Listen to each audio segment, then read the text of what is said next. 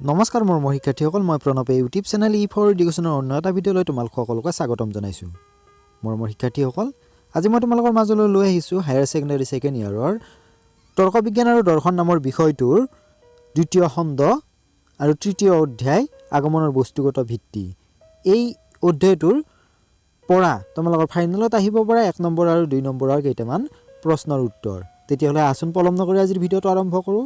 আৰু তাৰ আগতে তোমালোকলৈ এটা অনুৰোধ, মোৰ চেনেলটো যদি ছাবস্ক্ৰাইব কৰা নাই তেতিয়াহ'লে ছাবস্ক্ৰাইব কৰি দিবা আৰু কাষতে থকা বেল আইকনটো প্ৰেছ কৰি দিবা মই দিয়া এনেকুৱা ধৰণৰ শিক্ষামূলক ভিডিঅ'সমূহ বা বিভিন্ন প্ৰশ্নৰ উত্তৰসমূহ নিয়মিতভাৱে পাই থাকিবলৈ। ইয়াৰ উপৰিও তোমালোকে যদি আগৰ ইউনিট কেইটাৰ 1 নম্বৰ আৰু 2 নম্বৰৰ প্ৰশ্নৰ উত্তৰসমূহ চোৱা নাই, মই ডেছক্ৰিপশ্যনত লিংক দিছোঁ, তাত গৈ তোমালোকে চাব পাৰিবা।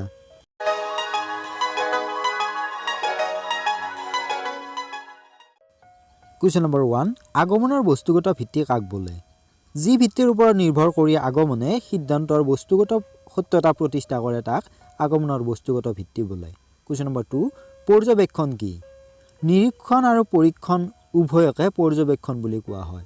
পৰ্যবেক্ষণ হ'ল এক নিৰ্দিষ্ট উদ্দেশ্যেৰে সুনিয়ন্ত্ৰিত সুস্পষ্ট প্ৰত্যক্ষ। প্ৰশ্ন নম্বৰ 3, পৰ্যবেক্ষণৰ দুটা লক্ষণ উল্লেখ কৰা। পৰ্যবেক্ষণৰ দুটা লক্ষণ তলত দিয়া ধৰণৰ।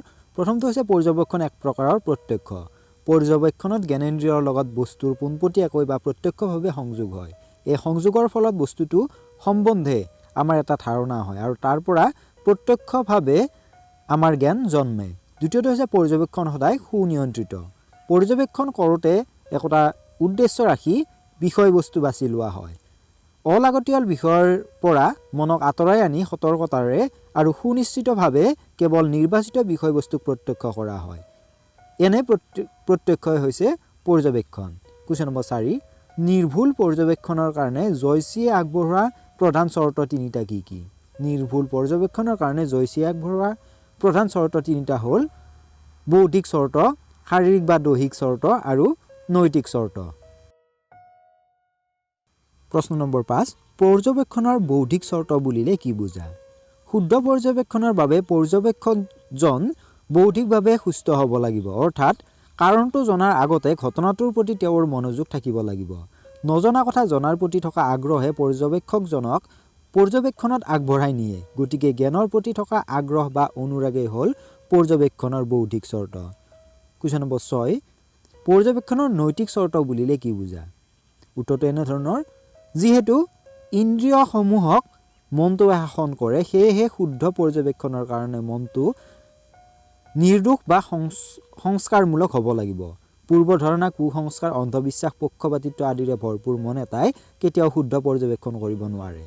এইবিলাকৰ বশৱৰ্তী হৈ পৰ্যবেক্ষণ কৰিলে ভুল হোৱাৰ সম্ভাৱনা থাকে। গতিকে পৰ্যবেক্ষণৰ বাবে মন হ'ব লাগিব পূৰ্বধাৰণা, কুসংস্কাৰ, অন্ধবিশ্বাস, নিৰ্দোষ, নিস্বাৰ্থ, পক্ষপাতিত্বৰ পৰা মুক্ত। এইবোৰেই হ'ল পৰ্যবেক্ষণৰ নৈতিক চৰ্ত। প্ৰশ্ন নম্বৰ 7, পৰ্যবেক্ষণ দোষ কেই প্ৰকাৰৰ আৰু কি কি? পৰ্যবেক্ষণৰ দোষ 2 প্ৰকাৰৰ, সেই দুটা হ'ল, প্ৰথমটো হৈছে অপৰ্যবেক্ষণ দোষ বা অনবেক্ষণ দোষ আৰু দ্বিতীয়টো হৈছে ভ্ৰান্ত পৰ্যবেক্ষণ দোষ বা কুপৰ্যবেক্ষণ দোষ। কুৱেশ্যন নম্বৰ 8, অপৰ্যবেক্ষণ দোষ বা অনবেক্ষণ দোষ কাক বোলে? পৰ্যবেক্ষণৰ সময়ত পৰ্যবেক্ষণৰ লগত সম্পৰ্কিত বিষয়সমূহ বা বস্তুসমূহক লক্ষ্য নকৰাৰ ফলত পৰ্যবেক্ষণত যি দোষ ঘটে তাক অপৰ্যবেক্ষণ দোষ বা অনবেক্ষণ দোষ বোলে। কুৱেশ্যন নম্বৰ 9, ভ্ৰান্ত পৰ্যবেক্ষণ দোষ কাক বোলে?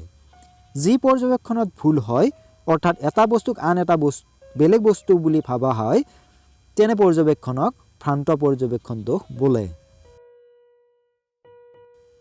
কুৱেশ্যন নম্বৰ 10, ভ্ৰান্ত পৰ্যবেক্ষণ দোষৰ উদাহৰণ দিয়া। ভ্ৰান্ত পৰ্যবেক্ষণ দোষৰ উদাহৰণ হ'ল কম পোহৰত ৰছী এডালক সাপ বুলি ভুল প্ৰত্যক্ষ কৰা। কুৱেশ্যন নম্বৰ 11, সাৰ্বজনীন ভ্ৰান্ত পৰ্যবেক্ষণৰ উদাহৰণ দিয়া।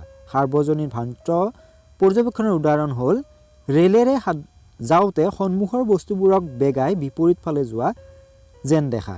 কুৱেশ্যন নম্বৰ 12, অপৰ্যবেক্ষণ আৰু ভ্ৰান্ত পৰ্যবেক্ষণৰ দুটা পাৰ্থক্য লিখা। অপৰ্যবেক্ষণ আৰু ভ্ৰান্ত পৰ্যবেক্ষণৰ দুটা পাৰ্থক্য তলত দিয়া ধৰণৰ। প্ৰথমটো হৈছে অপৰ্যবেক্ষণত প্ৰাসংগিক দৃষ্টান্তৰ বা পৰিস্থিতিৰ পৰ্যবেক্ষণ কৰা নহয়, কিন্তু ভ্ৰান্ত পৰ্যবেক্ষণত ফুল পৰ্যবেক্ষণ কৰা হয়। এটা বস্তুৰ ঠাইত আন এটা বস্তু পৰ্যবেক্ষণ কৰা হয়। দ্বিতীয়টো হৈছে অপৰ্যবেক্ষণত প্ৰয়োজনীয় তথ্যসমূহ আমাৰ অজ্ঞাতহাৰে ৰৈ যায়, কিন্তু ভ্ৰান্ত পৰ্যবেক্ষণত তথ্যসমূহ ৰৈ নাযায়, তাৰ ঠাইত এটা বেলেগ তথ্য পোৱা যায়। কুৱেশ্যন নম্বৰ 13, নিৰীক্ষণ কি? উত্তৰটো এনেধৰণৰ, প্ৰাকৃতিক পৰিৱেশত নিৰ্দিষ্ট উদ্দেশ্যেৰে কোনো প্ৰাকৃতিক ঘটনাক পদ্ধতিগতভাৱে আৰু সুনিয়ন্ত্ৰিতভাৱে কৰা প্ৰত্যক্ষই হৈছে নিৰীক্ষণ। কুৱেশ্যন নম্বৰ 14, নিৰীক্ষণৰ দুটা বৈশিষ্ট্য লিখা। নিৰীক্ষণৰ দুটা বৈশিষ্ট্য হ'ল, পইণ্ট নম্বৰ 1, নিৰীক্ষণ নিৰ্দিষ্ট উদ্দেশ্যেৰে কৰা এক প্ৰত্যক্ষ। দ্বিতীয়টো হৈছে নিৰীক্ষণ প্ৰাকৃতিক ঘটনাৰ প্ৰত্যক্ষ। কুৱেশ্যন নম্বৰ 15, পৰীক্ষণ কি? কৃত্ৰিম পৰিৱেশত নিৰ্দিষ্ট উদ্দেশ্যেৰে কোনো কৃত্ৰিম ঘটনাক প্ৰস্তুত কৰি প্ৰত্যক্ষ কৰা হৈছে পৰীক্ষণ। বৈজ্ঞানিক যন্ত্ৰপাতিৰ সহায়ত কৃত্ৰিম পৰিৱেশ অৰ্থাৎ গৱেষণাগাৰত কৃত্ৰিম উপায়েৰে ঘটনা বা বস্তুক সৃষ্টি কৰি সেই ঘটনা বা বস্তু সম্বন্ধে কৰা প্ৰত্যক্ষই হৈছে পৰীক্ষণ। কুৱেশ্যন নম্বৰ 16, পৰীক্ষণৰ দুটা বৈশিষ্ট্য লিখা। পৰীক্ষণৰ দুটা বৈশিষ্ট্য হ'ল, পইণ্ট নম্বৰ 1, পৰীক্ষণ হৈছে কৃত্ৰিম ঘটনা কৰা প্ৰত্যক্ষ। পইণ্ট নম্বৰ 2, পৰীক্ষণ হৈছে কৃত্ৰিম পৰিৱেশত কৃত্ৰিমভাৱে কৰা ঘটনাবোৰৰ প্ৰত্যক্ষ। প্ৰশ্ন নম্বৰ 17, নিৰীক্ষণ আৰু পৰীক্ষণৰ দুটা সাদৃশ্য উল্লেখ কৰা। নিৰীক্ষণ আৰু পৰীক্ষণৰ দুটা সাদৃশ্য বা সম্পৰ্ক তলত দিয়া ধৰণৰ। পইণ্ট নম্বৰ 1, নিৰীক্ষণ আৰু পৰীক্ষণ এই দুই প্ৰক্ৰিয়াই উদ্দেশ্যমূলক ঘটনাৰ প্ৰত্যক্ষ। প্ৰাকৃতিক পৰিৱেশেই হওক বা কৃত্ৰিম পৰিৱেশেই হওক, সকলোতে ঘটনাৰ বিশ্লেষণ কৰোঁতে এটা উদ্দেশ্য নিহিত হৈ থাকে। সেয়েহে সকলোবোৰ উদ্দেশ্যমূলক প্ৰত্যক্ষই নিৰীক্ষণ আৰু পৰীক্ষণ। পইণ্ট নম্বৰ 2, নিৰীক্ষণ আৰু পৰীক্ষণ উভয় প্ৰকাৰে নিৰ্বাচনাত্মক উদ্দেশ্য আগত ৰাখি দুই প্ৰক্ৰিয়াতে প্ৰত্যক্ষৰ বিষয়বস্তু নিৰ্বাচন কৰি লোৱা হয়। কুৱেশ্যন নম্বৰ 18, নিৰীক্ষণ আৰু পৰীক্ষণৰ দুটা বৈসাদৃশ্য বা পাৰ্থক্য উল্লেখ কৰা। নিৰীক্ষণ আৰু পৰীক্ষণৰ দুটা বৈসাদৃশ্য বা পাৰ্থক্য হ'ল, পইণ্ট নম্বৰ 1, নিৰীক্ষণৰ বিষয়বস্তু প্ৰকৃতিয়ে যোগান ধৰে, সেয়েহে নিৰীক্ষণৰ বিষয়বস্তু প্ৰাকৃতিক ঘটনা। আনহাতে পৰীক্ষণৰ বিষয়বস্তু প্ৰকৃতিয়ে যোগান নধৰে। কৃত্ৰিম পৰিৱেশত কৃত্ৰিমভাৱে ঘটনাৰ বিষয়বস্তু প্ৰস্তুত কৰি লোৱা হয়, সেয়েহে পৰীক্ষণৰ বিষয়বস্তু কৃত্ৰিম ঘটনা। দ্বিতীয় পাৰ্থক্যটো হৈছে, নিৰীক্ষণত ঘটনাক প্ৰাকৃতিক পৰিৱেশত প্ৰত্যক্ষ কৰা হয়, কিন্তু পৰীক্ষণত ঘটনাক কৃত্ৰিম পৰিৱেশতহে প্ৰত্যক্ষ কৰা হয়।